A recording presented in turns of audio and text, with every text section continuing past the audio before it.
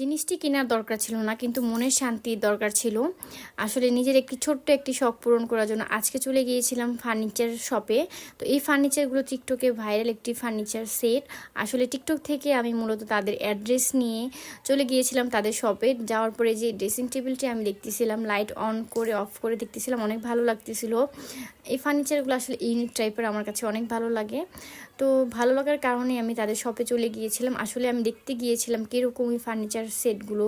আসলে ভিডিওতে একরকম দেখা যায়, সামনাসামনি আরেক রকম, যার কারণে আমি চলে গিয়েছিলাম তাদের শপে।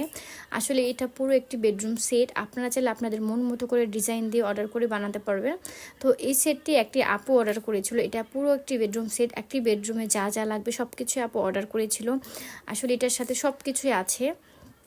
তো আপনারা চাইলে আপনাদের পছন্দের কালার দিয়েও আপনারা ডিজাইন করে নিতে পারবেন। তো এই কালারটি অনেক সুন্দর ছিল। তো এটার সাথে একটি সোফাও ছিল। আসলে সব কিছুই অনেক সুন্দর লাগতেছিল। তো সবারই কিছু কিছু শখ থাকে। তো আমারও এই ফার্নিচার সেটগুলো কেনার একটু শখ ছিল। আসলে এখন যদি না কিনি, ভবিষ্যতে আমি, আল্লাহ যদি বাঁচিয়ে রাখে কিনার তৌফিক দেয়, তাহলে আমি কিনবো। আর এটার সাথে আমি আরেকটি ফার্নিচার দেখতে গিয়েছিলাম। আসলে এই ফার্নিচার সেটটিও অনেক সুন্দর ছিল। এটার সাথেও পুরো একটি বেডরুম সেট ছিল। আপনারা চাইলে আপনাদের ডিজাইন মতো অর্ডার করবেন। আসলে এই যে এটারও লাইটিং সিস্টেমটি ভালো লেগেছে। তো ওইটা থেকে আমার আগেরটি একটু বেশি ভালো লেগেছিল। এটা পুরো রুম সেটটাও ওটার সাথে একটু কাছাকাছি ডিজাইনের ছিল। তো আপনাদের যাদের যাদের ভালো লেগেছে কমেন্ট করে জানাবেন। আর যদি যেতে মন চায় শপে, তাহলে আমাকে নক করবেন। তো আজকের মতো ভিডিও, আল্লাহ হাফিজ।